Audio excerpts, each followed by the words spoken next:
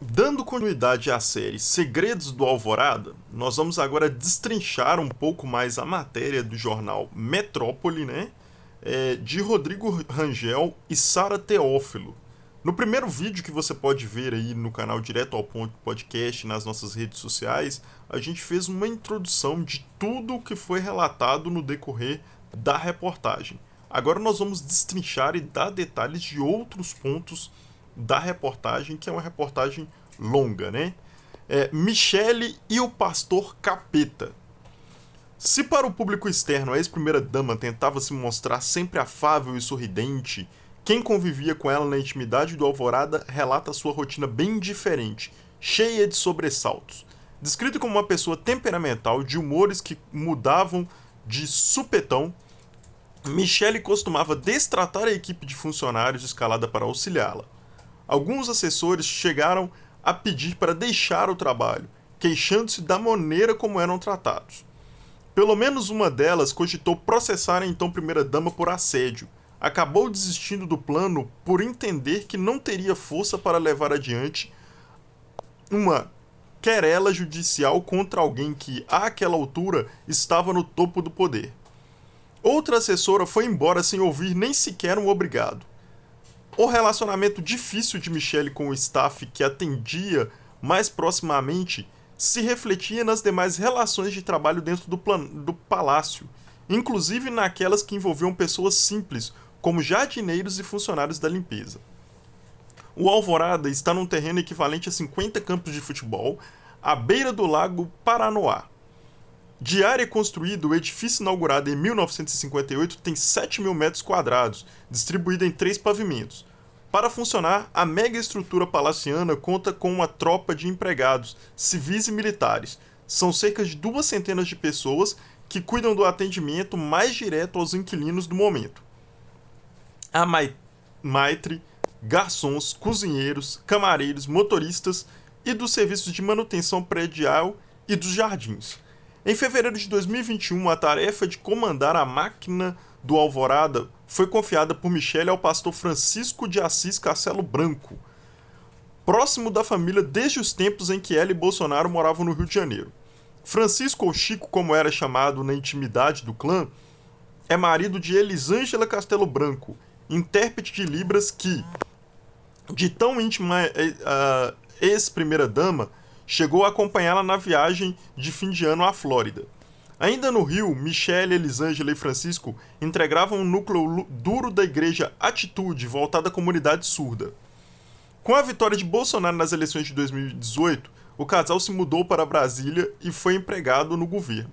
Francisco ganhou primeiro um cargo no Planalto com salário de 5,6 mil reais. Depois foi transferido para o Alvorada ganhando quase o dobro.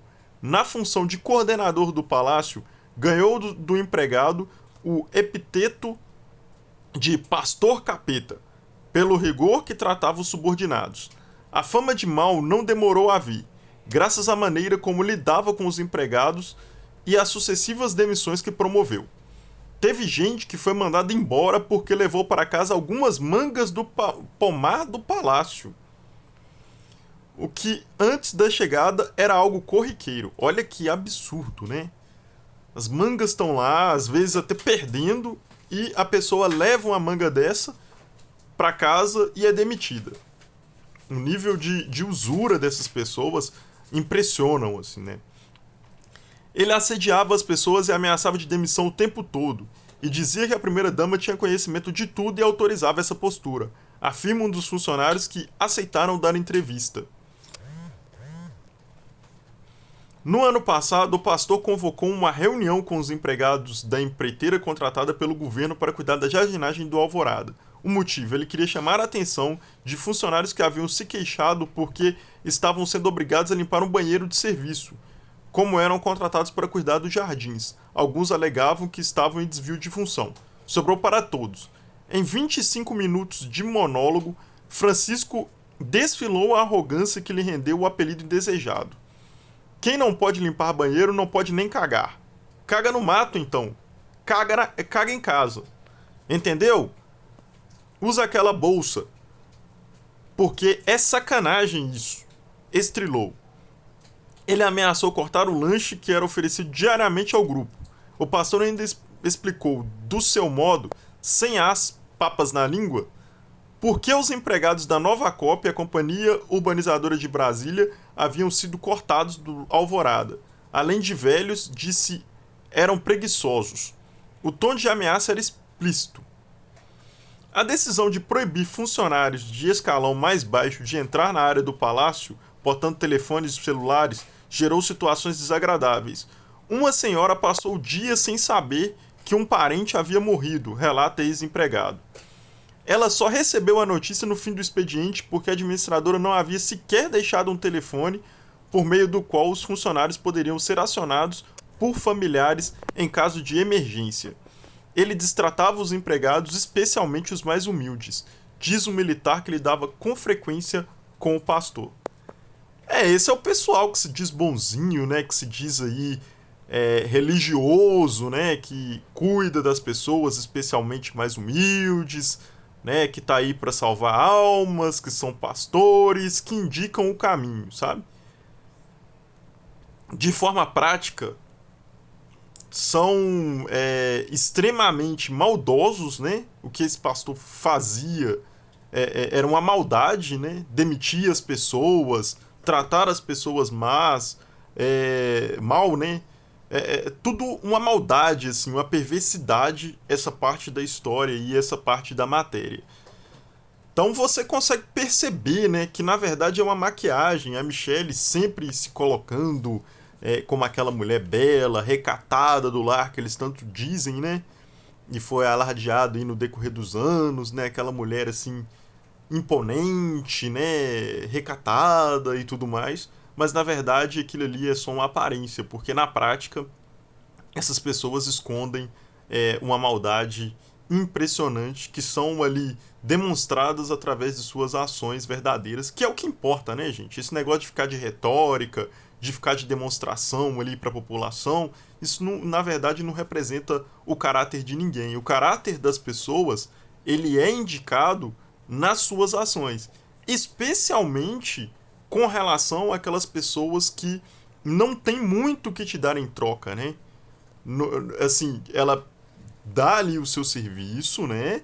Mas são pessoas que socialmente não são reconhecidas, infelizmente, porque o serviço delas é um serviço essencial normalmente, né? É um serviço tão importante quanto qualquer outro, e por socialmente não ter esse valor, muita gente as desvaloriza, né? Não as trata bem, demonstra uma certa invisibilidade desse público, né? Não dá um bom dia, passa e não cumprimenta, não conversa direito, né? E são essas pessoas que são importantes a gente dar ali o valor, a gente demonstrar o valor do trabalho delas, porque sem o trabalho delas, tudo vira um verdadeiro caos, né? E aí, com relação a esses cargos que não têm tanto status, a forma que você trata ele é que normalmente demonstra o seu verdadeiro caráter, né? Não adianta nada, tem uma frase muito interessante, não adianta nada você ter doutorado e não cumprimentar o seu porteiro na hora que você passa, não cumprimentar a menina da limpeza, não cumprimentar esses funcionários que não têm tanto status social, mas que na verdade prestam um serviço que tem uma essencialidade enorme e que sem eles tudo vira um caos. Cada trabalho ele tem ali a sua importância e as pessoas têm que considerar isso, né? No caso da Michelle e desse pastor capeta, a gente tem aqui a visão de como eles viam essas pessoas, né? E que são as pessoas que estão na sociedade, que não sabem como eles são na sua vida cotidiana, né? E o valor que eles dão aos mais pobres. Isso pra gente que tem crítica é muito claro, mas são as pessoas que normalmente estão aí na sociedade e acabam votando nesse tipo de pessoa por serem enganadas por elas através da aparência que elas demonstram. Bem, essa é a reflexão. Até o próximo vídeo.